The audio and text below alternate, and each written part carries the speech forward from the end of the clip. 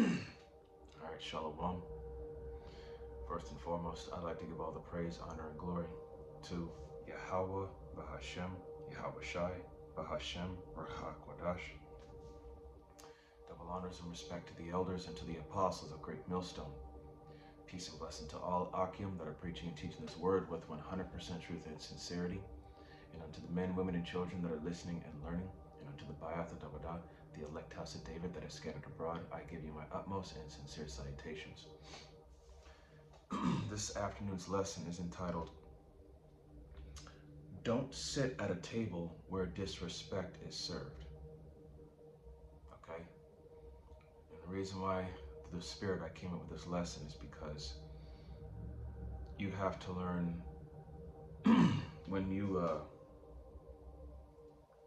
whether it be in your personal life or out in the world, you got to learn how to, as one of the brothers that I fellowship with is, use discernment in every situation. Read the energy of the room, fill out the vibe, and it's true because, people nowadays, you've got to, you got to be aware of the people that you associate with, because the people that you associate or hang out with says a lot about your character too. And if you feel as though that you're being disrespected or put on the spot and made to look like a fool, or made to look stupid or whatever, the mature thing to do would be to just walk away. Know your worth. As the one brother that I fellowship with, he says, never sell yourself short. We are not like the rest of these people in this world, man. We're set to a higher standard. We're better. Okay.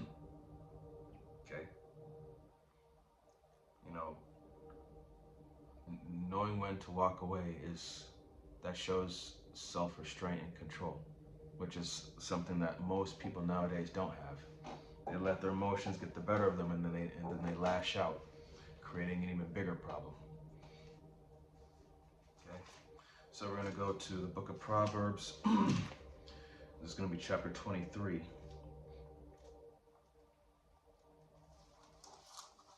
This is Proverbs chapter 23, verse 6.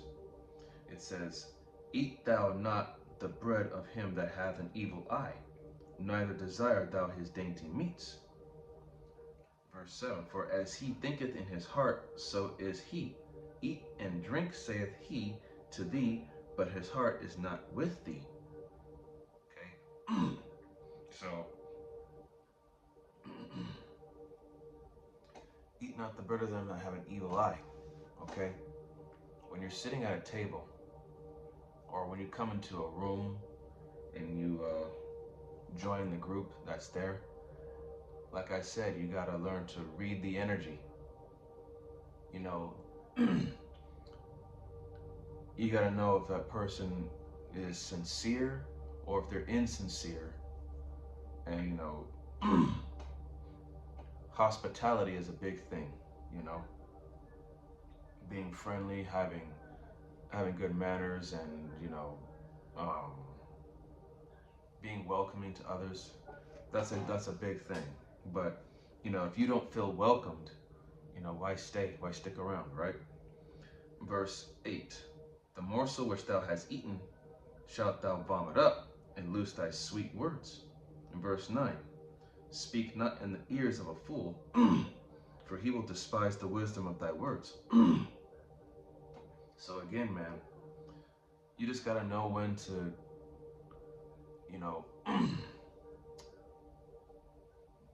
if you, like I said, if you gotta know when to just walk away. If you feel like you're being, how can I put it? Being put on the spot or picked on or made fun of, or being the fun of someone else's joke at the table. Once you feel as though that disrespect is there, now hey, this ain't the crowd for me. It's always best to just leave. Because hospitality, that's a big thing when it comes to, like, meet and greet new people or so on and so forth, because one thing I've always learned is that the first impression is the one impression that matters, because that's how people are going to, that's how good of a first impression you make is how people are going to, perceive you from that point. If you act, real roguish or real nasty, like you have no manners, people are going to see you as someone that they don't really want to associate with. But if you're someone that's respectable, respectful, you're polite and sincere, that's something that people tend to be drawn towards, someone that has some class.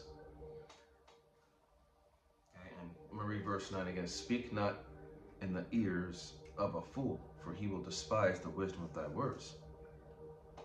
Okay? Because a fool doesn't want to learn correction. They don't. That's why it's best just to leave, walk away. Don't even bother wasting your energy saying anything. Now, this is going to be the same book. It's going to be the book of Proverbs, but it's going to be chapter 14. Chapter 14, verse 7. And it says, Go from the presence of a foolish man when thou perceivest not in him the lips of knowledge. So there you go, man. Go from the presence of a foolish man when thou perceivest not in him the lips of knowledge. And most of these people out here, man, they just pretty much just talk out their ass. They really do. They don't make sense. They don't know what they're talking about. They just spout out random nonsense. Okay? You surround yourself with people that have meaningful things to say, not meaningless things to say. Meaningful versus meaningless. Okay? You want to associate yourself with people that are going to help you grow, become better, and to do better, and just overall be better. But to associate yourself with fools, man, you're not getting anywhere. In verse 8, and it says, The wisdom of the prudent is to understand his way, but the folly of fools is deceit. Okay? So, the wisdom of the prudent, those that are wise, is to understand his way. But the folly of fools is deceit. So, those that are prudent, that are wise, they move with purpose. They know what they're doing, and they won't allow themselves to be distracted. But fools, on the other hand, people that lack that prudence, they become, they allow themselves to get distracted, or they indulge in meaningless things. They're not focused. They don't have purpose. All right, this is going to be the book of Luke. It's going to be chapter 14. Luke 14, verse 8, and it says, Luke 14 and 8, When thou art bidden of any man to a wedding, sit not down in the highest room, or in the highest room, lest a more honorable man than thou be bidden of him. Verse 9, And he that bade thee and him come, and say to thee, Give this man place, and thou begin with shame to take the lowest room. So, let me read verse 10, because it's going to tie in the point here. Verse 10, and it says, But when thou art bidden, go and sit down in the lowest room, that when he that bade thee cometh, he may say unto thee, Friend, go up higher, then shalt thou have worship in the presence of them that sit at meat with thee. Okay, so when you go to like a wedding or a ball, don't sit in the highest room. It's just another way of saying, like, if you go sit down in in the highest, or in one of the like, let's say if you go to a ball or a party, you sit in a seat that's for someone that's of VIP status or of importance, and when that person comes, that's that the seat is reserved for, and a person says, hey, you know, get up from the seat, that you don't belong to this seat, you know. So don't go for the high seats. Go for the low seat, go for the low seat so you can avoid, any type of embarrassment. Because, people these days, they don't give a fuck if they embarrass you. To them, you mean nothing. So it's just like, oh, he's just a fool who thought he could just sit in sit in a VIP seat thinking he's somebody when he's really nothing. That's the mindset of a lot of these people out here, especially people who have status, popular with people. They think they could just walk over everybody, make people look stupid, feel bad about themselves. So always sit in the lowest seat, like the seat that's off in the distance, and just observe. And that way you can avoid, like I said, you can avoid embarrassment from being, from someone telling you, look, get up out of that seat. That seat doesn't belong to you. And, by seeing the lowest room or seat or table, that person say, hey, come on, come sit with us. That's more of a welcoming approach. So always take the low road. Be lowly, meek and humble. Okay. That all goes back to, reading the energy in the room. Read the situation. Fill out the vibe. Okay. Let's see. Now we're going to go to Sirach. Sirach chapter 31. Sirach 31 verse 10. And it says, who hath been tried thereby and found perfect? Then let him glory. Who might offend and hath not offended, or done evil and hath not done it? So,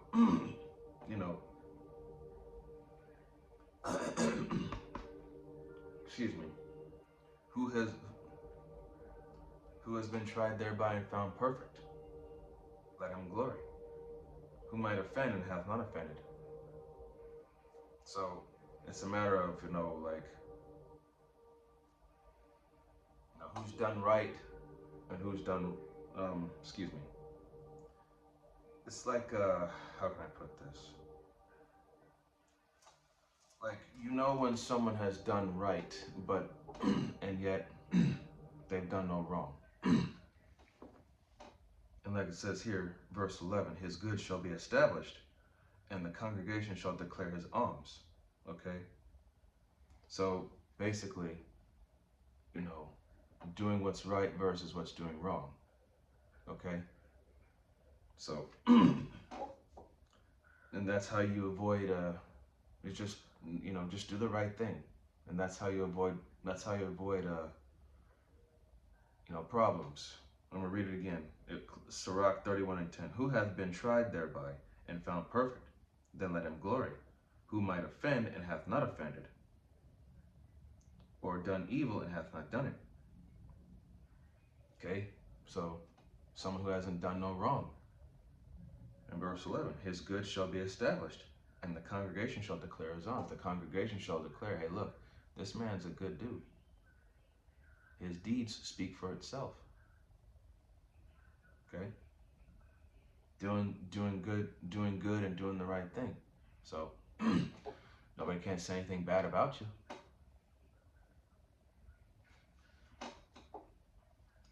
And now we're going to the book of Psalms.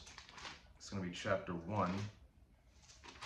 Psalms chapter 1 verse 1, and it says, blessed is the man that walketh not in the counsel of the ungodly, nor standeth in the way of sinners, nor sitteth at the seat of the scornful. Okay? Blessed is that man that walketh not in the counsel of the ungodly, nor standeth in the way of sinners, nor sitteth at the seat of the scornful. Okay?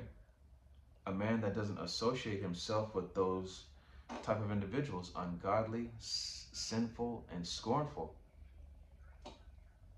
you know, that man is blessed, because, you know, that person is smart enough to realize, you know, he's able to read the energy in the room, and he can discern, like, hey, look, this ain't for me. I can already feel as though I'm not welcome here. So, you know, that's just, you know, things to avoid. That's why I like the book of Proverbs and Ecclesiasticus, aka Sirach, because they basically teach you street smarts. And they really do. Common sense, critical thinking, street smarts overall. And, you know, that's basically how you gain wisdom, is by, you know, learning the street smarts, how to move accordingly. Okay, now we're going to get Psalms again. It's going to be chapter 141.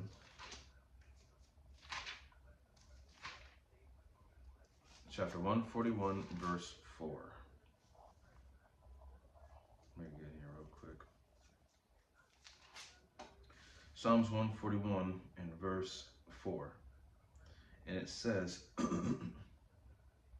incline not my heart to any evil thing, to practice wicked works with men that work iniquity, and let me not eat of their dainties. Okay, so, you know, we pray to Yahweh Shem Shai that we don't fall into that temptation of, you know, indulging in, you know, certain practices that are not beneficial. You know, things that could, you know, ruin you, make you look bad, and, you know, ultimately embarrass you, and then you know, that's Yahweh Shem Shai correcting you. Now you see, you don't fuck with these type of people. They're not meant for you. And you're not supposed to be doing these type of things. They turn your heart away from me. So, again, this lesson is entitled, Don't Sit at a Table Where Disrespect is Served. And Lord willing, it was edifying unto the body and to the few sincere believers and listeners. And with closing, I'd like to give all the honor, glory, and praise unto Yahweh, Bahashem, Yahweh Shai, Bahashem, Rekha Kodash. Double honors and respect to the elders and to the apostle, the great millstone. Peace and blessing to all Akim that are preaching and teaching His word with 100% truth and sincerity. And unto the men, women, and children that are listening and learning. And unto the Ba'ath of Dawadah, the elect house of David that is scattered abroad, I give you my utmost and sincere salutations. See you in the next lesson, Lord willing. Kwam Yasharallah, Wa Abad Babal, Shalom, Barakatham.